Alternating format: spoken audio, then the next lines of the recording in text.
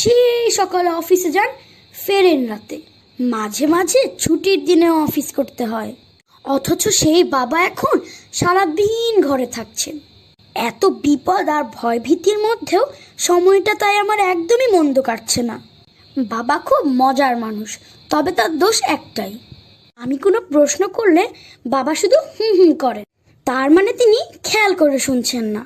মাকে জিজ্ঞেস করলে মা বলেন, তোর বাবা তো একজন লেখক মানুষ, নানান ভাবনায় ডুবে থাকেন সব সময়।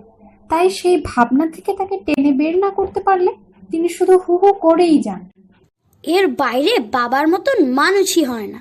আমরা সবাই হোম কোয়ারেন্টাইনে আছি, মানে গৃহবন্দী, রীতিমতো লকডাউনের শহরটা।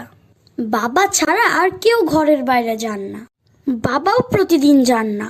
অনেকগুলো কাজ জমিয়ে 2-3 দিন পর পর একবার বের হন। এদিকে পিনাট আমার খুবই পছন্দের একটি খাবার।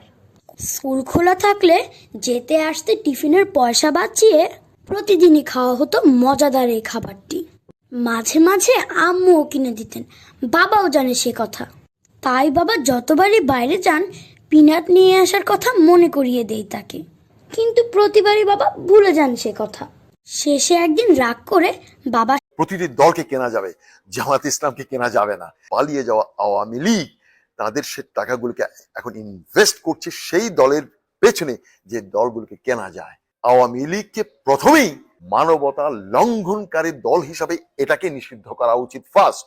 আপনি যে বলছেন যে বিরোধী পক্ষ বা মানে অপোজিশন জামাত ইসলামকে বলছে যে গুপ্ত সংগঠন, গুপ্ত ইস অ্যাবসলিউটলি রাবিশ, অ্যাবসলিউটলি রাবিশ। আমি মনে করি ভেরি ওপেন ট্রান্সপারেন্ট কোন সংগঠন এই মুহূর্তে বাংলাদেশের রাজনীতিতে যদি থেকে থাকে, that's Jamaat-e Islam. Very straightforward. ওদের গুপ্ত সংগঠন কেন হবে?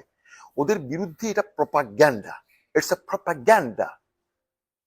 এটা এই যে এত বছর 16 বছর যে টাকাগুলো চুরি করে আওয়ামী লীগ নিয়ে গেছে, সেই টাকার কিছু অংশ তারা এখন ইনভেস্ট করছে দেশে একটা অরাজকতা সৃষ্টি করার জন্য, এবং কিছু কিছু দলকে তারা কিনে নিচ্ছে তাদের পারপাস সার্ভ করার জন্য।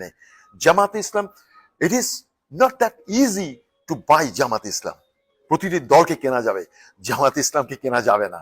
জামাত ইসলামকে এত সহজ শব্দটাই আসেই না। জামাতে ইসলামকে কেনা যাবে না। তাহলে জামাতে ইসলামকে যদি কেনা না যায়, কাকে কেনা যায়? সেই দলগুলোকে কেনা যাবে